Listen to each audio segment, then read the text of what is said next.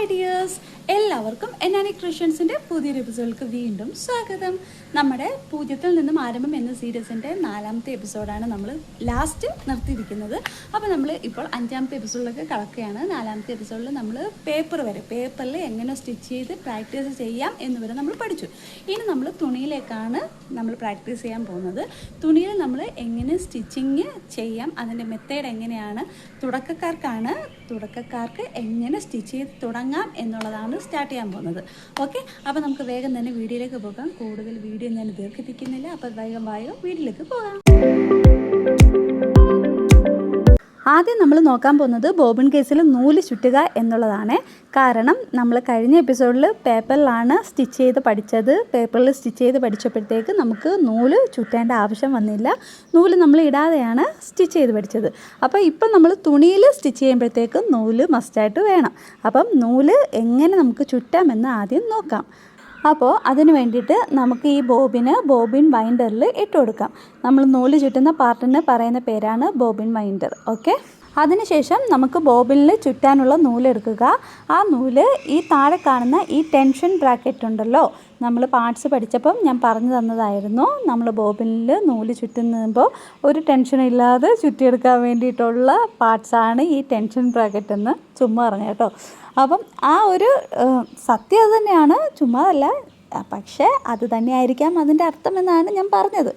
അപ്പോൾ അതിന് വേണ്ടിയിട്ട് നമുക്ക് ഈ ടെൻഷൻ ബ്രാക്കറ്റിലൂടെ ഈ നൂല് ഇതേപോലെ എടുത്തതിന് ശേഷം 2 ചുറ്റ് ബോബിനിൽ നമുക്ക് കൈ വെച്ച് ഇതുപോലെ ഒന്ന് ചുറ്റി കൊടുക്കണം. അതിനുശേഷം വേണം നമുക്ക് ബോബിൻ വൈൻഡറിൽ ഇത് ഇട്ട് കൊടുക്കാനായിട്ട്. ഓക്കെ, ബോബിൻ വൈൻഡറിൽ ഇടുമ്പോൾ നമ്മൾ ബോബിനിൽ ചുറ്റിയ ആ നൂല് ഫ്രണ്ട് വശത്ത്, അതായത് ആ നൂലിൻ്റെ ആ പാർട്സ് ഫ്രണ്ടിലോട്ട് വരുന്ന രീതിക്ക് വേണം നമ്മൾ ഇടാനായിട്ട്.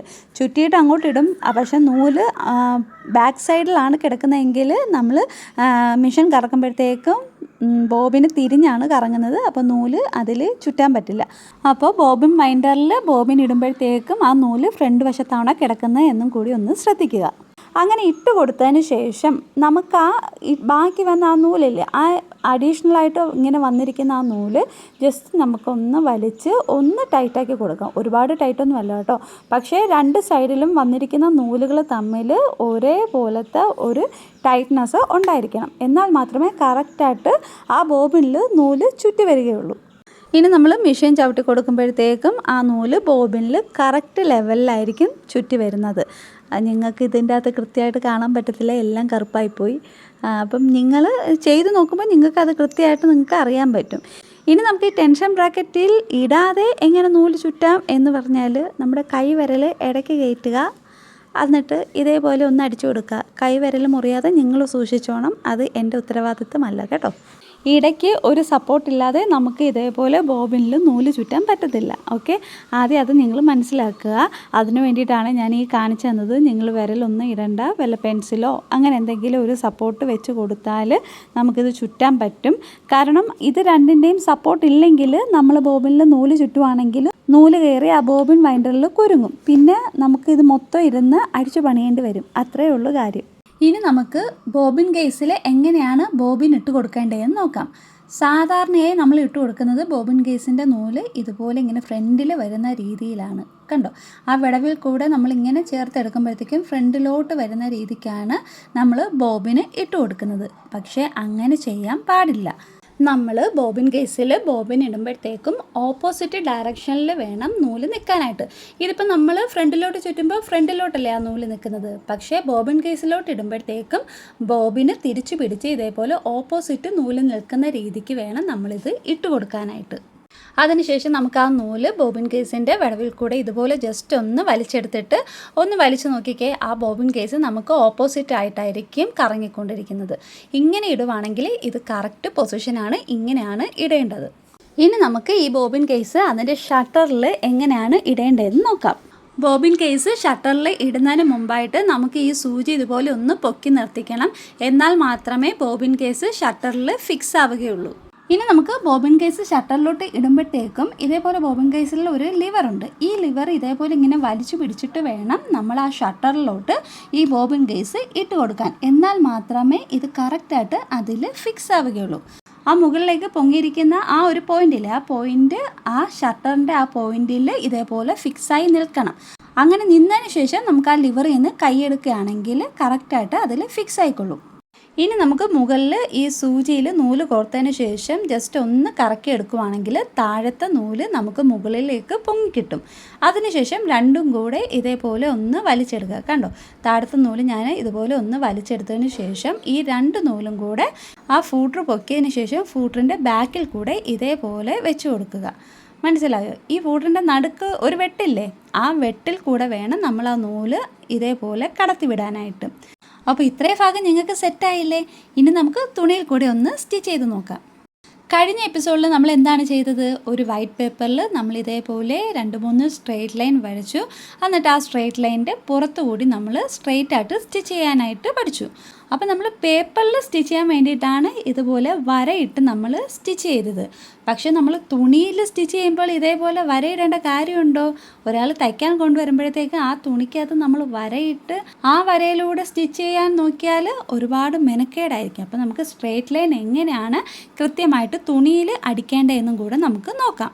അതിന് വേണ്ടിയിട്ട് ഞാനിവിടെ ഒരു സ്ക്വയർ ഷേപ്പിൽ തുണി എടുത്തിട്ടുണ്ട്. നമ്മുടെ ഒരു കർച്ചീഫിൻ്റെ അത്രയും തുണി കാണും. ഓക്കെ, ഇത് കർച്ചീഫിൻ്റെ സൈഡ് അടിക്കലാണ്. അങ്ങനെയൊന്നും വിചാരിച്ചാൽ മതി. നമ്മളൊരു കർച്ചീഫ് മേടിക്കുമ്പോൾ അതിൻ്റെ 4 സൈഡും അടിച്ചിട്ടുണ്ടാകും അല്ലേ?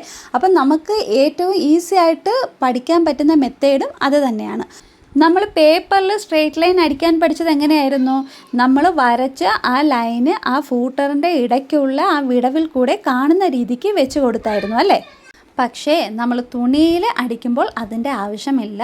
തുണിയിൽ അടിക്കുമ്പോൾ എങ്ങനെ കൃത്യമായിട്ട് സ്ട്രെയിറ്റ് ലൈൻ അടിക്കാം എന്ന് ഞാൻ കാണിച്ചു തരാം. നമ്മൾ കൂടുതലും സ്ട്രെയിറ്റ് ലൈൻ അടിക്കുന്നത് എവിടെയായിരിക്കും? എഡ്ജ് പോയിൻറ്റിലായിരിക്കും അല്ലേ? ചുരിദാറിൻ്റെ ആണെങ്കിൽ എൻഡ് പോയിൻറ്റിൽ, കൈയുടെ എൻഡ് പോയിൻറ്റിൽ, ബ്ലൗസിൻ്റെ എൻഡ് പോയിൻറ്റിൽ. അപ്പോൾ അവിടെയൊക്കെ ആയിരിക്കും നമ്മൾ സ്ട്രെയിറ്റ് ലൈൻ അടിക്കുന്നത്. അപ്പോൾ അങ്ങനെ അടിക്കുമ്പോഴത്തേക്കും നമ്മൾ ചുരിദാറിൻ്റെ എൻഡ് പോയിൻറ്റിലാണെങ്കിലും നമ്മൾ മടക്കണം അല്ലേ? ഒരു മടക്ക് വെച്ചതിന് ശേഷമായിരിക്കും നമ്മൾ എൻഡ് പോയിൻ്റൊക്കെ അടിക്കുന്നത്. അപ്പോൾ നമ്മൾ മടക്കി തയ്ക്കാൻ വേണ്ടിയിട്ട് അഡീഷണൽ നമ്മൾ അവിടെ തുണി വിടാറുണ്ട്. അത് കട്ടിങ്ങിൽ നമ്മൾ പഠിക്കും. ഞാൻ ജസ്റ്റ് ഒന്ന് പറഞ്ഞു തന്നേ ഉള്ളൂ. മടക്കി അടിക്കാൻ വേണ്ടിയിട്ട് നമ്മൾ അഡീഷണൽ തുണി അവിടെ വിടാറുണ്ട്. അപ്പോൾ ആ ഒരു തുണി നമുക്ക് ഇതേപോലെ ഒരു 1/2 ഇഞ്ച്, ഞാൻ ടേപ്പിൽ എങ്ങനെയാണ് 1/2 ഇഞ്ച് 1 ഇഞ്ച് എടുക്കേണ്ടതെന്നൊക്കെ ഞാൻ പറഞ്ഞു തന്നിട്ടുണ്ട്. അപ്പോൾ നമുക്ക് ഒരു 1/2 ഇഞ്ച് ആദ്യം ഒന്ന് മടക്കി കൊടുക്കുക. അതിനുശേഷം വീണ്ടും ഒരു 1/2 ഇഞ്ച് മടക്കുക. ഞാൻ ഈ മടക്കുന്നത് പോലെ നിങ്ങൾ മടക്കിയാൽ മതി. ആദ്യം ഒരു 1/2 ഇഞ്ച് മടക്കുക, വീണ്ടും തിരിച്ച് അതേപോലെ അതേ പൊസിഷനിൽ ഒരു 1/2 ഇഞ്ചും കൂടെ മടക്കി കൊടുക്കുക. അപ്പോൾ നമുക്ക് ഈ ഒരു അളവിൽ നമുക്ക് എഡ്ജ് പോയിൻ്റ് കിട്ടും. അതിനുശേഷം നമ്മൾ ഈ മടക്കിയെടുത്ത ഈ എഡ്ജ് പോയിൻ്റ് കണ്ടോ? ഈ എഡ്ജ് പോയിൻ്റാണ് നമ്മൾ പേപ്പറിൽ സ്ട്രെയിറ്റ് ലൈന് അടിക്കാനായിട്ട് വരച്ച ഈ ലൈനെന്ന് സങ്കല്പിക്കുക. എന്നിട്ട് നമുക്ക് ആ മടക്കിയ ആ എഡ്ജ് പോയിൻ്റ് കണ്ടോ? ആ എഡ്ജ് പോയിൻ്റ് നമ്മൾ ഫൂട്ടറിൻ്റെ താഴെയായിട്ട് ഇതേപോലെ വെച്ച് കൊടുക്കുക. അതിനുശേഷം നോക്കിക്കേ, ഫൂട്ടറിന് വലത്ത് സൈഡും ഇടത്ത് സൈഡുമായിട്ടുണ്ട് അല്ലേ? നടുക്കൊരു വെട്ടുണ്ട്. വെട്ടിന് അപ്പുറത്തും ഇപ്പുറത്തുമായിട്ടാണ് അതിൻ്റെ പാദങ്ങൾ നിൽക്കുന്നത്. നമ്മൾ ഫൂട്ടർ എന്ന് പറഞ്ഞാൽ എന്താ? പാദം എന്നാണ് പറയുന്നത്. അതുകൊണ്ടാണ് ഞാൻ അങ്ങനെ പറഞ്ഞത്. അപ്പം ഇടത്ത് ഭാഗത്തും ഉണ്ട്, വലത്ത് ഭാഗത്തും ഉണ്ട്.